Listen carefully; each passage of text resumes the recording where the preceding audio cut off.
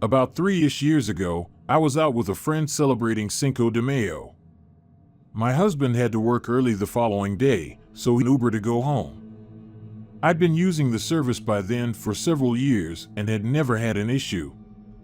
I'm a pretty friendly gal, so, initially, the driver's questions didn't really sound any alarms. He asked stuff like, "Why are you alone? Aren't you married? Where's your husband?" I felt fairly confident that he'd back off once I confirmed I was married. As we were driving down a fairly desolate stretch of road, he started to drive really slowly. At this point, I was beginning to feel uneasy. There were no other cars, no reason to reduce speed.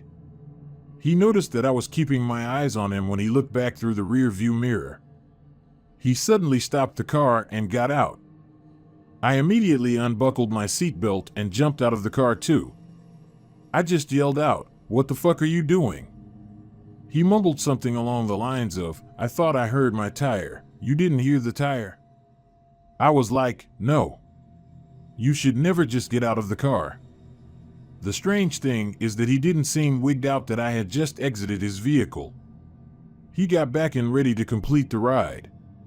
At this point, my options were 1. Get back in without buckling in and keeping my hand on the lock/handle, or 2. Stay on the side of the desolate road, alone, at 2-something a.m. and wait for another car to pick me up. I chose option 1 as I pretended to call my husband, who was totally sleeping, to let him know I was 10 minutes away. This next part is where it surprisingly takes an odder turn. As I'm riding, desperate to be dropped off at home, police sirens go off behind us. The driver panics, looks through the mirror and starts going on about how the warrants they have are false and how his license should be valid and it's not his fault.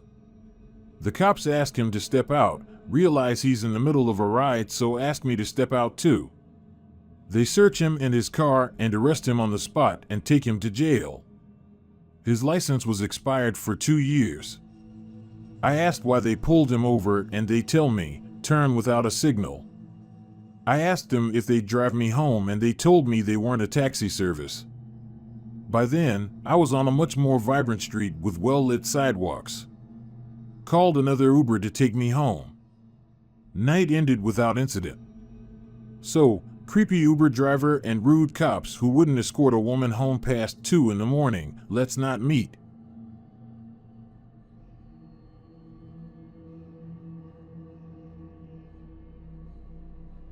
A few years back, when I was 17 years old, I went to a party. Everything was all right until the host started getting really intense and creepy. By that point it was around 3 a.m. and I was pretty drunk. I decided to call an Uber in order to avoid any advances from the insistent guy. The Uber shows up and I try to sober up when I get in. The driver starts making small talk with me, and in the state I failed to see the red flags. He starts to ask me about the party I was at and I told him about the creep, and then he told me it was because I was short and cute. He then asked my age, and sensing a weird vibe from him I told him I was a minor, thinking that would deter any further advances, but it turns out that was a horrible idea. He was driving pretty recklessly on the highway and I snapped out of my drunken stupor real fast. He then asked me to go get drinks with him that same night and told me he really liked me. I quickly told him I'd get grounded if I stayed out any later and that my mother was awake and waiting for me at home. Keep in mind I lived in Mexico and the amount of people, and especially women, that get murdered daily is ridiculously high. When we got to my home address, I noticed the doors were locked and he kept on insisting on us going to get a drink even though by now it was almost 4 a.m. I tried to act as nice as possible when I told him I couldn't that night. He then asked for my phone number and told me we could go out the next day. So, not being the first time that some creep had asked me for my number, I gave him my number but changed the last digit so he couldn't actually contact me, but then he actually dialed the phone as I was getting out of the car. Of course my phone didn't ring and he started getting agitated and said I gave him the wrong number. I played drunk and stupid and recited my number again, but actually said it correctly in order for him to think he heard the last number wrong. He chuckled and said it was his bad and told me we'd see each other the next day.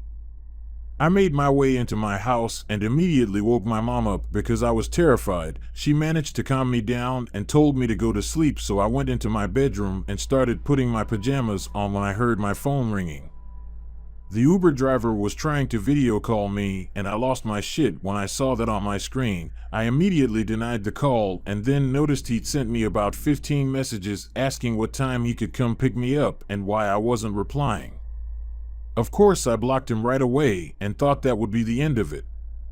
The next day, I got a text from an unknown number and checked the picture and saw it was the driver. He asked me why I'd blocked him and started spamming me. I immediately blocked him. Over the course of the next month, I'd get messages from random phone numbers, and it quickly became obvious that it was the driver. I would always block him, but eventually I reported him on the Uber app and changed my number. Only problem is, he knows where I live.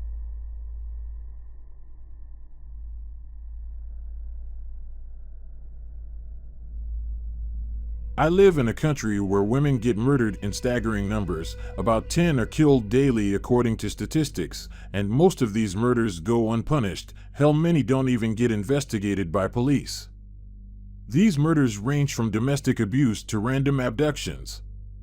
For example, several women have been abducted in regular taxis and services like Uber, and then their bodies turn up abandoned with signs of rape and sexual abuse.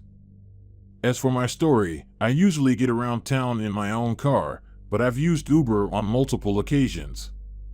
This is not Uber bashing. Most times it is a safe and reliable service, which is why I use it, and I try not to be paranoid despite the stories of women that have gone missing this way. Anyway, this means that every woman I know has thought about what they would do if they found themselves in this situation. Stuff like being on the phone with someone the whole ride, not falling asleep no matter how tired/drunk you are, sharing your location through another app, assessing whether jumping out of a moving car is worth the risk, and even carrying weapons. I carry a pocket knife and I learned to use it. Survivors have told stories of their driver going quiet, turning off the app, and changing routes to streets they don't recognize. They try to pass it off as taking shortcuts. That being said, one day after work I had to take a taxi home, and I scheduled an Uber as usual. The car rolled up, the make and model matched, the plates matched, and the driver looked like the photo. So far so good. I climbed inside the car, greeted the driver, and immediately shared my live location with my hubby, letting him know I was on the way. As an extra precaution, I always check that the locks can be disengaged by hand, and bonus points to cars with windows that can be cranked down manually. The drive started normally. Driver was an older guy, friendly. We struck up a conversation, small talk. We found a lot of traffic and the driver asked if I wanted to take an alternate route. I pointed at an access road that I normally use to skip traffic, and he switched lanes. We were going down the access road, and this is when things started getting sketchy. He said that he made a wrong turn, and we kept driving farther and farther away from the main road, supposedly looking for a way to get back on track. The app was still running as normal, and the GPS was telling him how to get back on the main road, but he kept ignoring it, saying that we were now too far away anyway, and that he knew another way to get to my destination faster. So this is when alarms start going off in my head, especially because we kept getting closer to a bad part of town. True, if you cross those neighborhoods you can find another main road on the other side, but most people avoid it for it being the aforementioned bad part of town.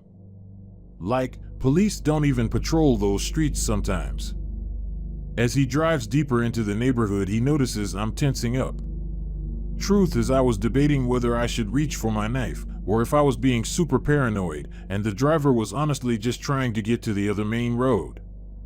He starts telling me about the neighborhood and that I shouldn't be scared, that it was dangerous, but that good people lived there. Honestly, I wasn't so worried about the people living in the neighborhood as I was about this man taking the scenic route, so I started talking too, about how I was aware there was a road that crossed to the other side, and that I knew exactly where I was. The conversation at some point turned to his daughter who was college-aged, and I kept making as many parallels as I could between that girl and myself, hand on my pocket knife by this point, the other hand ready to unbuckle the seatbelt, while I kept an eye on the map to make sure we were getting closer to the other main road, and thankfully we were. I did not begin to relax until I started recognizing where we were. We did eventually make it to my own neighborhood, and I made him stop a block before reaching my house. Didn't want the guy to know where I actually lived, and I skipped out of there as fast as I could. I really hope I was just being paranoid and that I was never actually in any danger, but damn.